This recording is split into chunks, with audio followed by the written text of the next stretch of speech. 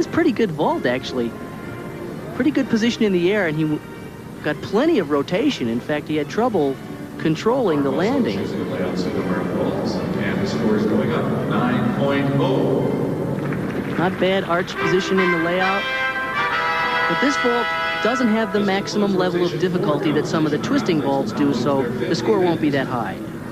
9.0 is the score for Mark Warburton. He's still grimacing about his back, but he still has the lead by a 1.8 margin, 29.05 to 27.25. On the men's side, as they move into their fifth rotation, it's Mark Warburton over Drew Distefano by a 1-point margin, 36.65 to 35.65. The women have one event remaining, the men have two. So let's go now to the parallel bars where Mark Warburton is up. This is certainly one of Mark's best events. And it's also one of his favorite events. I guess that's no coincidence, really.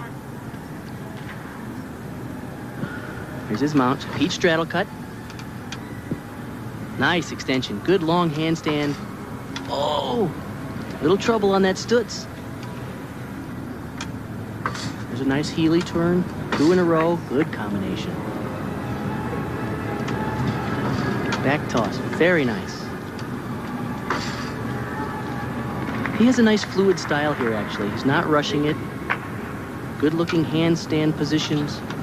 Tuck double back with good form. Oh, over rotate a little bit. Once again, probably an ankle problem there on the dismount. But the rest of the exercise was good. He had a little sloppy form and a little over rotation on one of the stutzes. Otherwise, really good. I think his back is still bothering him. This is the tuck double back. He slings it back a little bit, which causes him to over rotate. And you can see he pulls his feet through just a little too far. He made it a little easier than he thought he was going to make it. You know what I mean? Mm-hmm. He didn't think he had it, but it turned out he did. That's what I meant. 9.35, the score for Mark Warburton on the parallel bars. Now, they just have one event remaining, and that is the horizontal bar. So Drew Distefano, who trails by a full point at this juncture, needs to gain his ground quick.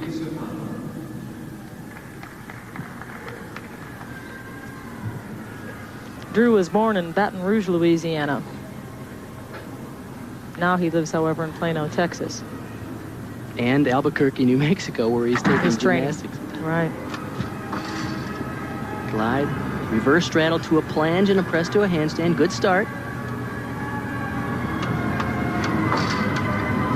It's a stutz. Reverse cast. The routine's a little choppy again, a little bit like the horse routine. He needs to stretch that handstand, make the line look a little longer, get a more fluid swing, and it'll be a little easier for him.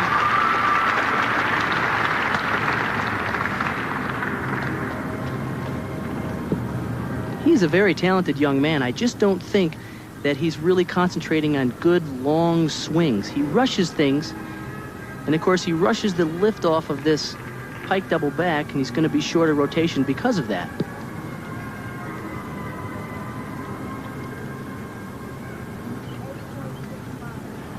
The score he wants to beat is 9.35. He wants to beat Drew in the, beat Mark rather on the parallel bars, but the score he gets is 8.65. So things have gotten a little worse for Drew Distefano as they get ready to move into their sixth and final rotation. The women are in their fourth and final rotation. This is Jennifer Hagberg on the floor. 1.8 separates her from Sheryl Dundas. She just turned 18 a few days ago. I see that she and I have the same birthday, the 28th of March. Happy birthday, Bart. This is her favorite event. Oh, it's a triple full. Way overdone. Oh, it's still fun to watch. Yeah, it was beautiful in the air. She just had a little bit too much juice.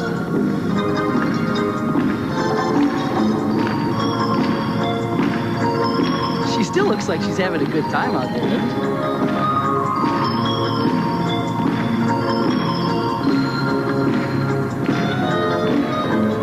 Tough lead combination.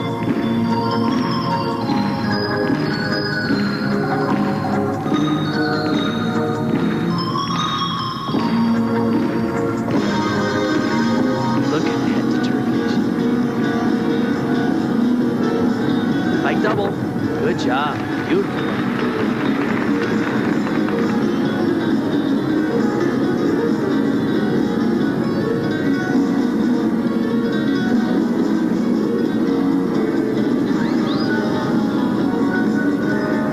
I'm exhausted watching this routine. It moves so fast. Good, clean double full. Well, she certainly didn't get tired. A fine finish by Jennifer Hagberg, beginning with that triple twist. Unfortunately, she had too much, but then rallied back for a strong performance. This really was a good-looking move till she went flying out of the area. She really was up there. Look at the form, her feet together, good toe point. She didn't quite make the twist, of course, and because she was over-rotated a little bit, that's the reason she had to go flying out of bounds. You lose a couple of tenths of a point for losing control, as well as going out of bounds. She came back with a really nice pike double, though. Good form, pulls it around, and she really nailed that landing. Oh, looks like her heel went out of bounds, which will be another tenth of a point deduction. Her dismount, once again, was a double full. She really twists cleanly and beautifully. The floor exercise area is 40 by 40. Do you foresee a day when they maybe make it 42 by 42 to accommodate the more powerful tumbling? Well, you know, they're going that direction. We're getting more powerful stuff. We saw in Seoul, we saw the first triple backflip done on floor exercise.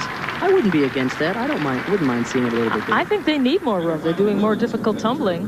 They'd still go out of bounds. It'd just be a longer run. We'd pack more skills in. That's sure what happened. More room. 9.40 is the score for Jennifer. Sheryl Dundas just needs then a 7.65 to win.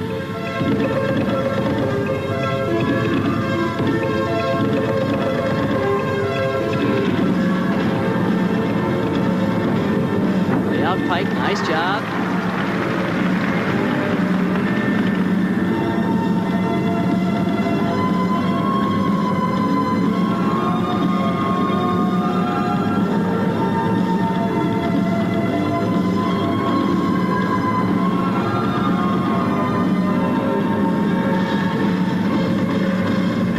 Handspring front full, a little shorter rotation.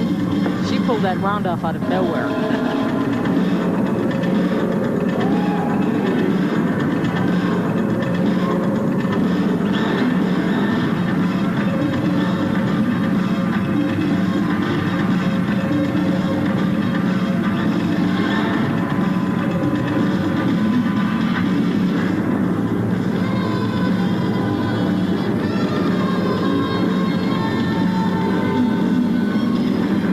She doesn't seem to be quite with her music to me.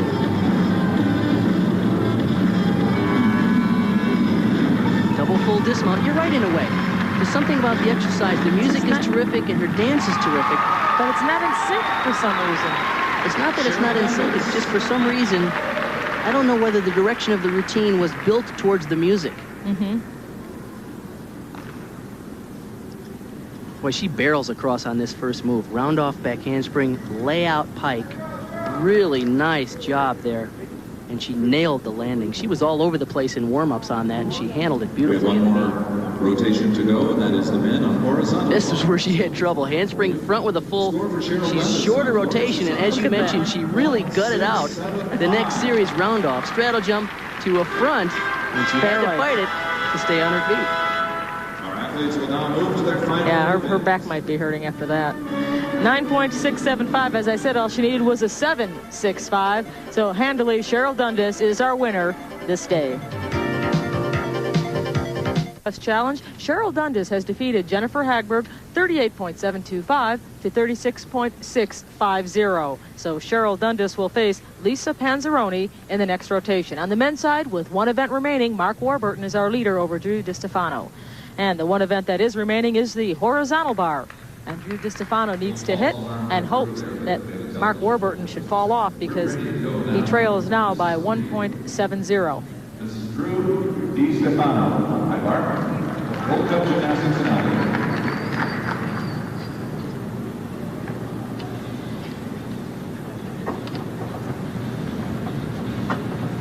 Back up rise to a free hip. Cross change. Oh! Cross change front.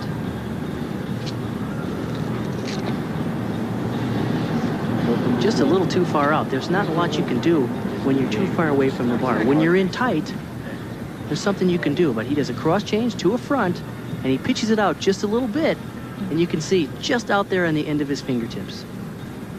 We all know that feeling. And you're reaching like crazy, and you wished you didn't cut your fingernails that day because you might be able to hang on. He gets back up in the Giants. There's a front. Oh, good one. That was a very nice front.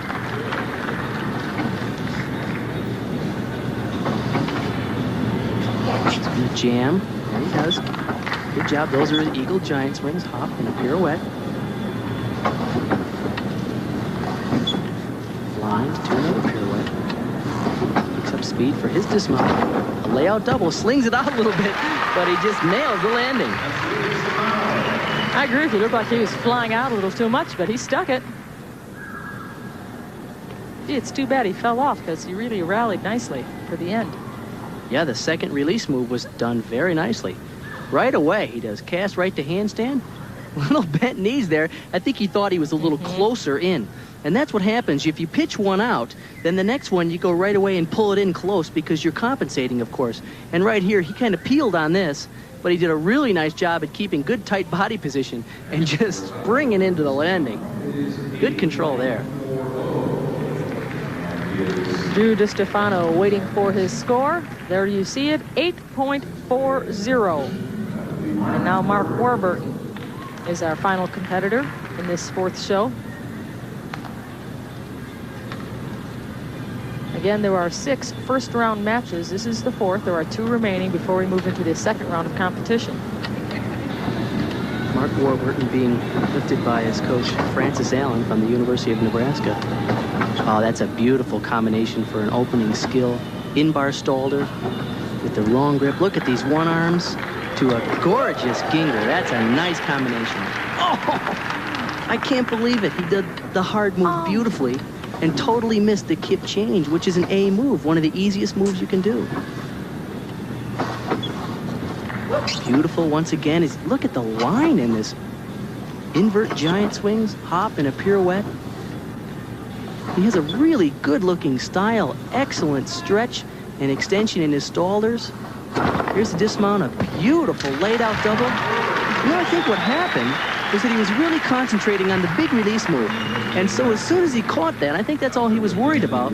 I think his concentration lapsed a little bit, and he thought he was going to get by doing the easy move, the kip change. Look at this. This is beautiful. Excellent position on the one arm. He goes over the top, back with a half. Perfect. Now, right here, this is an easy move. He just slings it out and tries to compensate, but there's not a lot you can do when your hips are supposed to be in the bar and you're supposed to be going over forward. He got back into the routine and did a beautiful layout double back. It's too bad he made a mistake there because he has an excellent routine. We could have seen a really high score there. Drew Distefano received an 8.40 and already was trailing by 1.70 going into this rotation. So Mark Warburton does not have any worries in terms of losing the meet. And we'll get a chance to see him make that move another time. That's right. He'll make it on. His score is 9.05. He does survive to compete yet another day against Conrad Vorsinger.